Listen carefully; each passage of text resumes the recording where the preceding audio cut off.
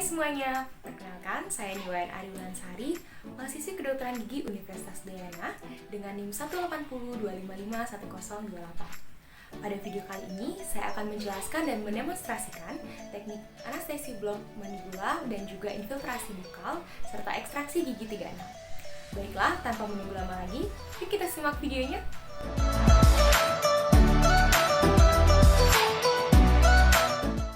Adapun alat dan bahan yang diperlukan yaitu hair beacon, cotton pellet, tampon dan kasa steril, depen glass dan povidone iodine, kaca mulut, pinset, sonde, desmotom, straight elevator, tang cabut dewasa gigi molar rahang bawah, topikal anestesi, cotton tip aplikator, siring, ampul anestesi, masker, dan juga handscoon. Gunakan jas lab, masker, dan juga handscoon, serta tidak lupa untuk mencuci tangan sebelumnya. Kemudian, ambil siring dan buka dari bungkusnya.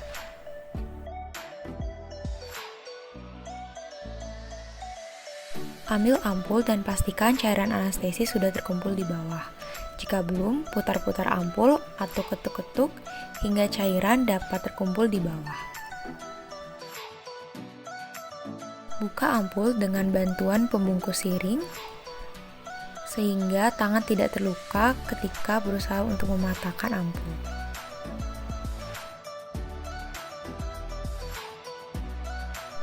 Selanjutnya, buka penutup needle dan eratkan needle. Kemudian, masukkan cairan anestesi dengan membalikkan ampul. Kemudian masukkan seluruh cairan anestesi secara perlahan ke dalam siring dan jangan sampai needle menyentuh dinding ampul. Kemudian ketuk-ketuk siring agar gelembung udara naik dan keluarkan gelembung udara yang ada di dalam siring. Pastikan tidak ada gelembung udara di dalam siring, kemudian tutup needle.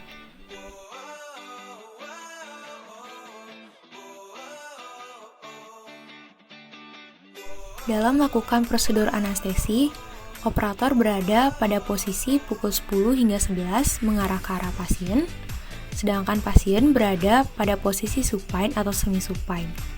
Selanjutnya, instruksikan pasien untuk membuka mulut dengan lebar serta menegakkan leher.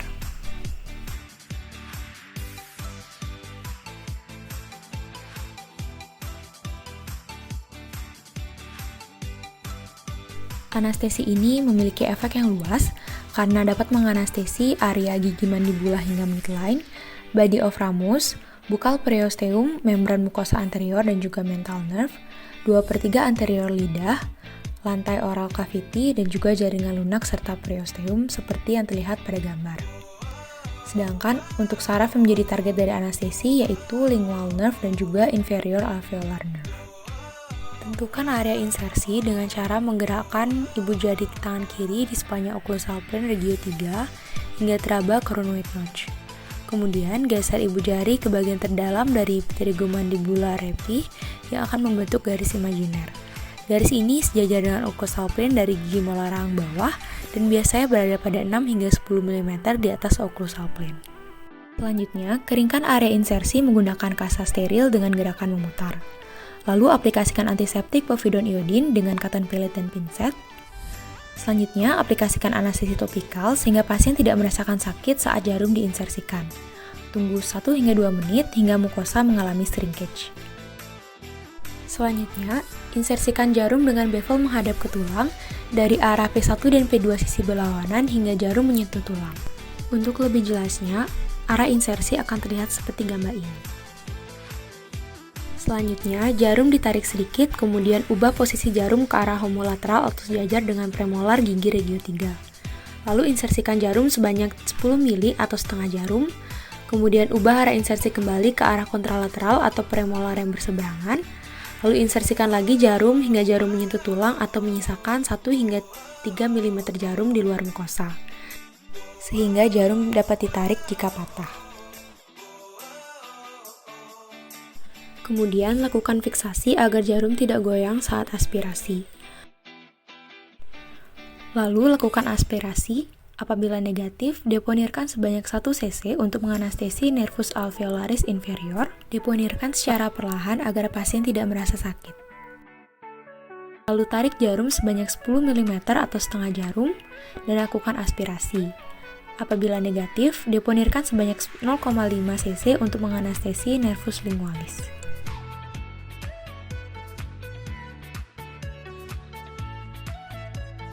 Lalu keluarkan jarum secara perlahan dan pijat mukosa.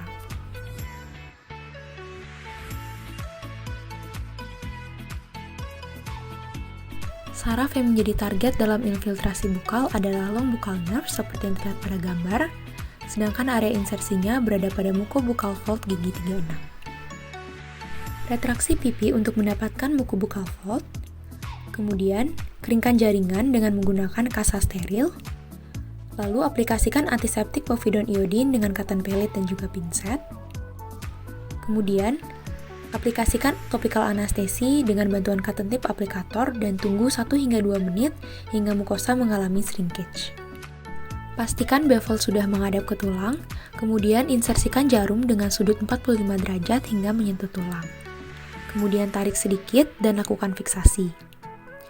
Aspirasi dan jika negatif, deponirkan 0,5 cc untuk menganestesi nervus buccalis. Jika sudah, keluarkan jarum secara perlahan. Tunggu 5-6 menit hingga anestesi bekerja. Lihat apakah mukosa sudah berubah menjadi lebih pucat atau shrinkage, serta cek dengan sonde di bagian yang sudah dianestesi dan bandingkan dengan bagian yang tidak teranestesi untuk memastikan anestesi sudah berjalan. Tanyakan juga apakah pasien sudah merasa kebas atau belum.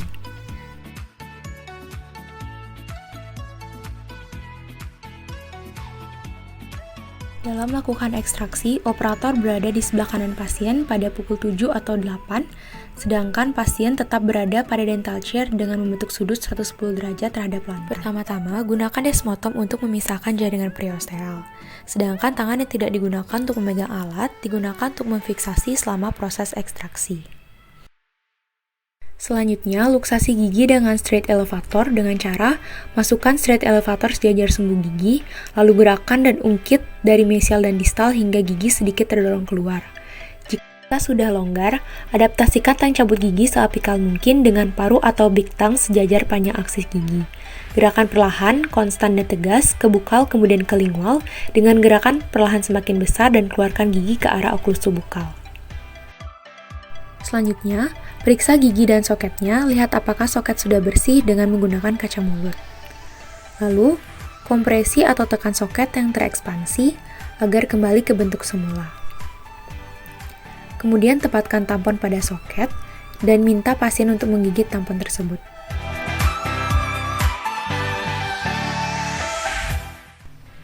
Instruksi pasca pencabutan diberikan secara lisan ataupun tertulis.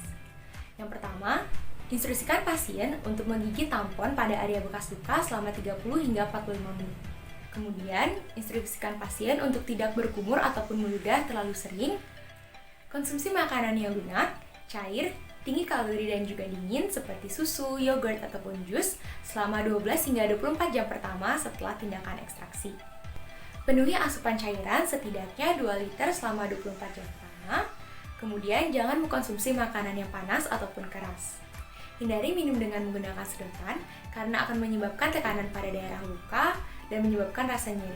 Hindari mengunyah pada area bekas pencabutan dan jangan dimainkan dengan lidah. Instruksikan juga pasien untuk menjaga kesehatan gigi dan mulutnya dengan menyikat gigi 2 kali sehari, tetapi hindari menyikat pada area bekas pencabutan. Jangan merokok selama 12 hingga 24 jam pertama dan jangan mengkonsumsi alkohol. Terakhir, instruksikan pasien untuk mengkonsumsi obat secara teratur sesuai dosis yang diberikan. Berikan resep yang berupa obat antibiotik dan analgesik. Antibiotik yang diberikan adalah amoxicillin berbentuk tablet, diminum 3 kali sehari 1 tablet setelah makan dan dihabiskan. Sedangkan obat analgesik yang diberikan adalah asam efenamat berbentuk tablet, diminum 3 kali sehari 1 tablet setelah makan, dan hanya dikonsumsi setelah ekstraksi untuk menghindari rasa sakit pasca ekstraksi.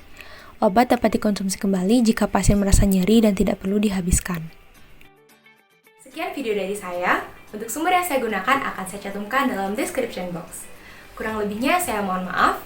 Terima kasih, sampai jumpa.